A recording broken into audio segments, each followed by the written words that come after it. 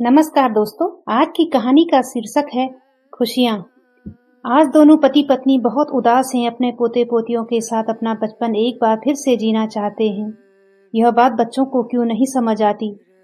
अपनों की प्रतीक्षा करते करते उनकी आंखों की रोशनी धुंधली हो जाती है और बच्चे हैं कि परदेश की चकाचौंध में खो जाते हैं। हर माह पैसे भेजने से, फोन पर बातें कर लेने से माता पिता के प्रति उनकी जिम्मेदारियां खत्म हो जाती हैं क्या? सरिता जी ने रोते हुए यशवंत जी से पूछा। वह मौन होकर अपनी पत्नी को देखते रहे। माँ जी, भैया ने कहा तो है वह 2 महीने बाद आएंगे, वह भी पूरे 1 महीने के लिए। फिर इतना रोना क्यों? राधिका उन्हें बहुत देर से चुप कराने की कोशिश कर रही थी। राधिका इस घर की नौकरानी थी, पर उसका दर्जा एक बेटी के समान था। मैं सोने जा रही हूँ, मुझे भोजन के लिए मत जगाना, सरिता जी ने राधिका से कहा और बिस्तर पर लेट गई। 1 महीने पहले से इस घर को अंदर और बाहर से सजाया जा रहा है। इस वृद्ध दंपति की खुशियों का ठिकाना ही नहीं था। साल में सिर्फ एक बार बेटा अमित अपने परिवार के साथ यहाँ आता था। उनके आने से ऐसा लगता जैसे वसंत ऋतु आ गई हो। आज सुबह ही अमित से बात हुई। उसने बताया कि वह छुट्टियां बिताने घर नहीं आ रहा। उसने जो मजबूरियां बताई वो अपनी जगह सही थी। उसकी बातें सुनते ही सरिता जी रोने लगी। उनके उमंग और उत्साह पर पानी पड़ गया। पल भर में ही ऐसा लगा जैसे पतझड़ आ गया हो। शहर के किनारे स्थित अमित निवास की साज सज्जा देखकर लोग अनुमान लगाते, यशवंत जी और सरिता जी बहुत सुखी जीवन जी रहे हैं।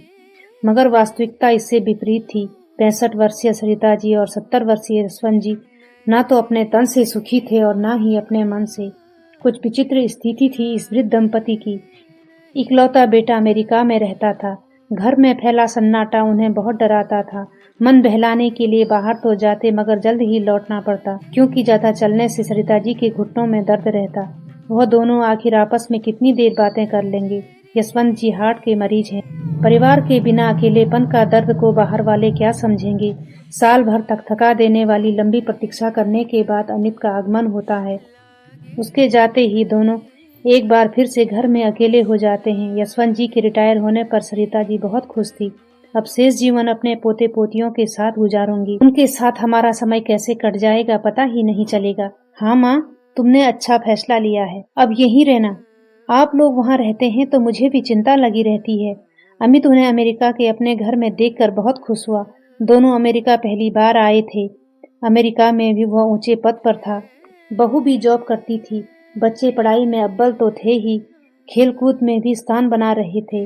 अपने संतान की उन्नति का श्रेय वे दोनों भगवान को देते। उनके आगे नतमस्तक होकर अपनी कृपा बनाए रखने का निवेदन करते। अमेरिका में आए ठीक से 1 महीना भी नहीं बीता था कि उन्हें कुछ खटकने लगा। उन्हें महसूस होने लगा कि अमित उनके साथ होकर भी उनके साथ नहीं है। अमित, बहू और बच्चे तड़के उठकर वॉक पर चले जाते।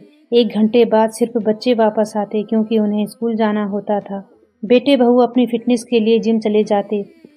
वहां से आते तो ऑफिस जाने की जल्दी होती। दिन भर में 50 लोगों से मीटिंग होती। उनकी व्यस्तता को देखकर लगता कि 24 घंटे भी उनके लिए कम ही हैं।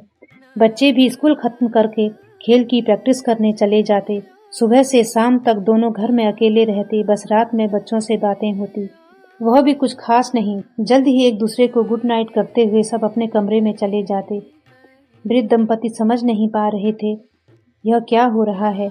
वह तो शेष जीवन बेटे के साथ गुजारना चाह रहे थे, मगर बेटे के पास तो उनके लिए समय था ही नहीं। दूसरी समस्या वहां का मौसम था। तेज बर्फीली हवाएं सरिता जी के घुटनों का दर्द को और बढ़ा रही थी, तो दूसरी ओर यशवंत जी को सांस लेने में परेशानी होने लगी। एक भारतीय डॉक्टर ने ही राय दी, आप इंडिया चले जाइए, आपका शरीर यहाँ का मौसम झेलने के लायक नहीं है। भारी मन से उन्होंने लौटने का फैसला किया। शाम होने पर सरिता जी की आंखें खुली। देखा यशवंत जी लॉन में टहल रहे थे। पास जाने पर धीरे से बोले, यशवंत जी, इंसान इतना स्वार्थी क्यों होता है? क्यों वह सिर्फ अपनी ही खुशियां चाहता है? प्रकृति से वह क्यों कुछ नहीं सीखता? इन पौधों को देखो, इनके फूल कुछ समय ही इनके साथ रहेंगे। टूटने के बाद यह सजीव और निर्जीव वस्तुओं पर सजकर उनकी शोभा बढ़ाएंगे। फूलों के अलग होने के बाद क्या पेड़ पौधे पुष्पित होना छोड़ देते हैं? चिड़ियां अंडे देती हैं, अपने बच्चे को बड़ा करती हैं तथा उसको उड़ना सिखाती हैं। उसके बच्चे उड़ने के बाद लौट कर नहीं आते, तो क्या वह इस बात की शिकायत किसी से करती है? फिर हमारी खुशियां क्यों अमित की मोहताज बनकर रह गईं? क्या हमें स्वयं अपनी खुशियां ढूंढने का हक नहीं है? हमारे पास सब कुछ है मगर हम खुश नहीं हैं। खुश रहने के लिए हमें कुछ न कुछ तो करना होगा। कुछ दिनों बाद एक युगल दंपति अमित निवास में आए। पता चला किराएदार हैं। उन्हें यशवंत जी ने बुलाया था। राधिका, इन्हें ऊपर ले जाओ, आज से ये हमारे साथ ही रहेंगे। यशवंत जी बोले, मम्मी कितना बड़ा झूला। दो बच्चे झूले की तरफ लपके तो एक बच्चा तितली पकड़ने के लिए लॉन में इधर उधर दौड़ने लगा। उनके माता पिता उन्हें छोड़कर सामान सहेजने में लग गए। उनके आ जाने से घर में अजीब सा शोर होने लगा, लेकिन इस शोर में जीवन की लय सुनाई देने लगी। नई उमंग और नया जोश भर दिया था इस लय ने। बच्चों के साथ उन्हीं की तरह तोतली भाषा में बात करके आनंद की विशेष अनुभूति प्राप्त होती। खुशियां मानो पैरों में घुंघरू पहने पूरे घर में नृत्य कर रही हों। उनका बैकग्राउंड तो चेक कर लिया ना? ये आपके आराम के दिन हैं। ये किस चक्कर में पड़ गए आप? अमित नाराज हो गया। आराम तो अब मिला है, उकताहट से, शारीरिक कष्ट से, मन में पसरे सन्नाटे से।